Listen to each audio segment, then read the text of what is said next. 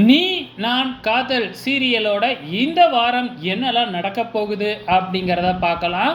ஒரு பக்கம் நம்ம ராகவ் வந்து பார்த்திங்கன்னா, நாம அபிய விரும்புகிறோமா இல்லையா அப்படின்னு சொல்லிட்டு போராட்டம் நடத்திக்கிட்டு இருக்கிறாப்புல மனசாட்சியோட.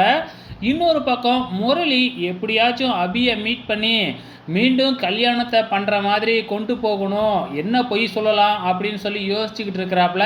இதுக்கு நடுப்புற விக்னேஷுங்கிறவர் வந்து பார்த்திங்கன்னா, அபிகிட்ட ப்ரப்போஸ் பண்ணி எப்படியாச்சும் அபியை கல்யாணம் பண்ணிக்கணும் அப்படின்னு சொல்லிட்டு ஆக மொத்தத்தில் 3 பேருமே அபியை சுற்றி சுற்றி வலம் வந்துக்கிட்டு இருக்கிறாங்க. ஸோ இதில் யாரோட லவ் சக்ஸஸ் ஆகும் அப்படிங்கிறது நமக்கு நல்லாவே தெரியும். வழக்கம் போல் நம்ம ஹீரோ ராகவோட காதல் தான் சக்ஸஸ் ஆகும்.